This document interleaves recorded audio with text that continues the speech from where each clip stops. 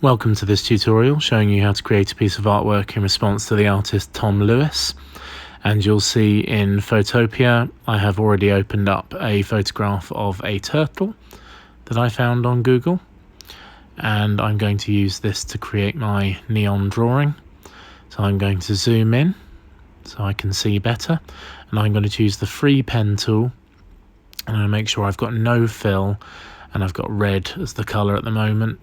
And I'm bringing it to 8 as my thickness, and I'm making sure my ends are rounded and the tolerance is a good way up, so it's a bit tolerant. And then I'm going to start drawing around the outline and the bigger details of my turtle, and I'm being very quick. I'd advise you take a little bit more time than me, but I'm being quick for the purposes of the tutorial. And it really is just a case of drawing wherever you see edges and big lines. And the line will wobble a bit,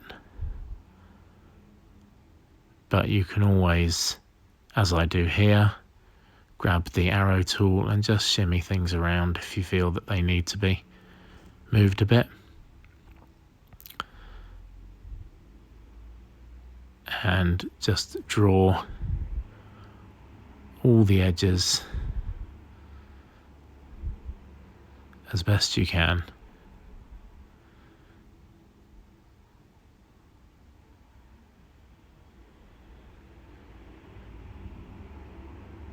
Don't worry about it being excruciatingly perfect, but you do want to get the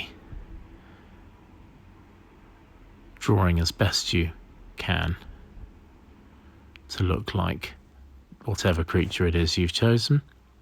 Okay, and once you've drawn your big features, I've just got the eye to do. I'll just do that quickly. There we go.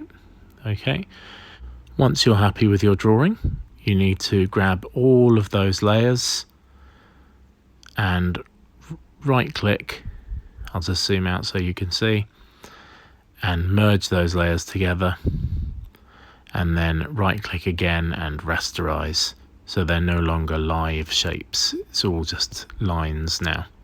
Okay, now we've done that, we can work on the finer detail. So we're going to use the free pen tool again, but this time we're going for a thinner line. Okay, but all the other settings the same. And now you're going to draw the details. Okay, now how much detail you put is up to you, and it's also up to the animal you've chosen to draw. In the case of a turtle, there's lots of lovely scales that definitely need to be reproduced, but I don't think you need to go into 100% detail getting every single tiny scale. I think really it's a case of deciding how much you want for your drawing and doing just that amount. Again, I'm being very quick with this. I would suggest you take your time.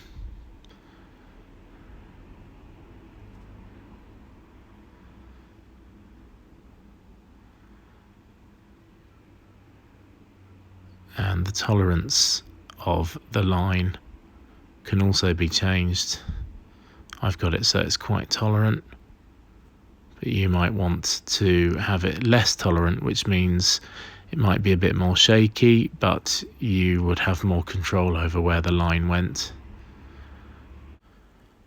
Okay, a few more lines on the head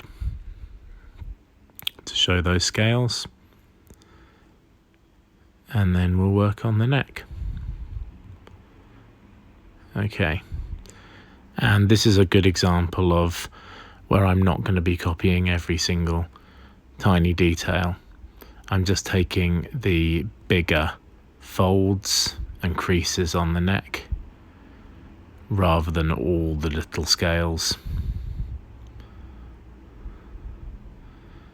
And this is where you'll need to be your own editor, choosing what lines you want to keep on your line drawing and what lines are a step too far.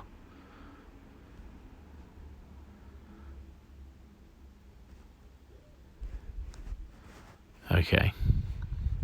Right, I'm not going to keep you watching while I do all these other lines.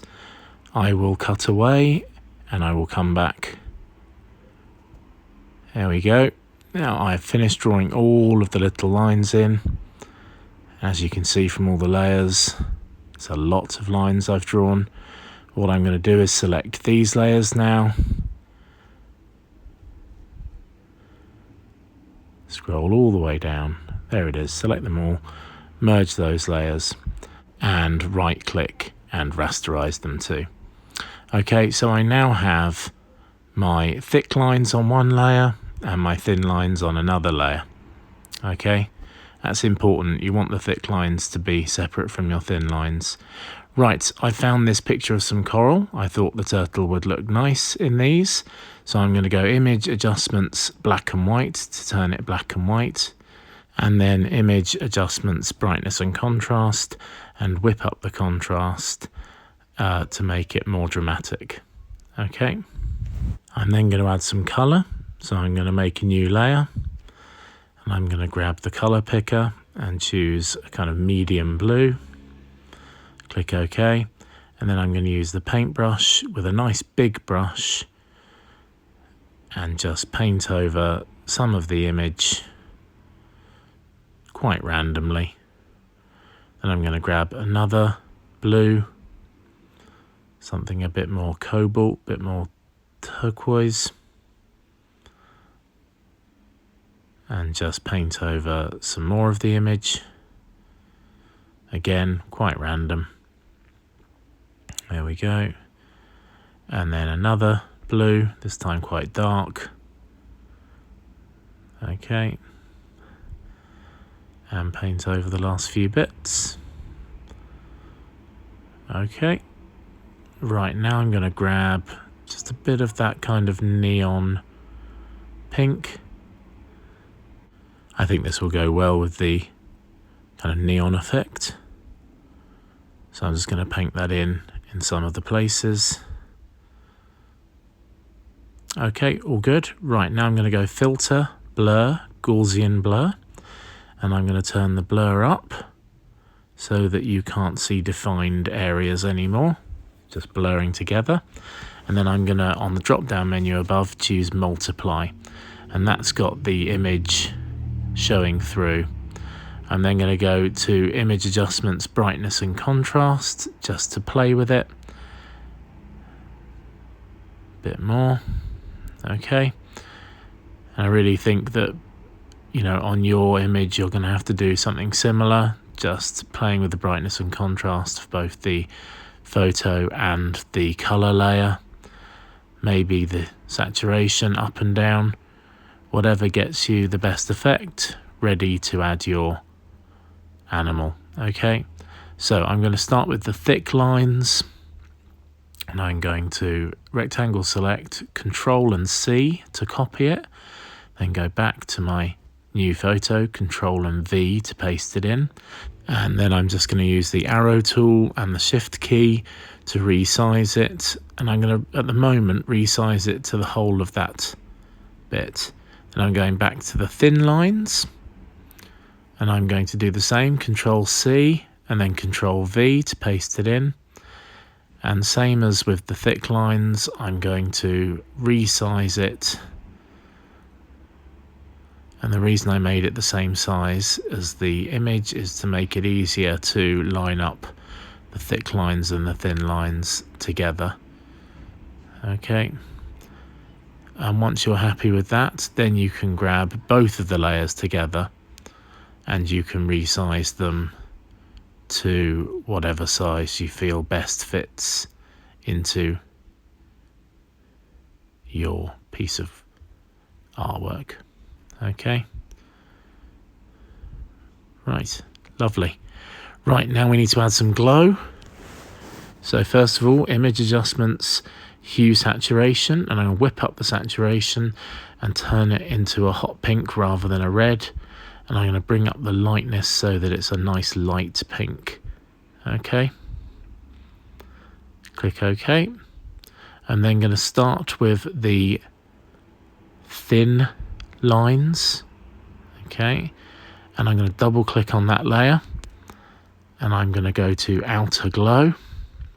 Oh, that's a big glow at the moment, so I'm going to make sure it's on normal and the opacity is quite high up, and I'm going to bring the size and the spread down so that the glow feels appropriate to the lines.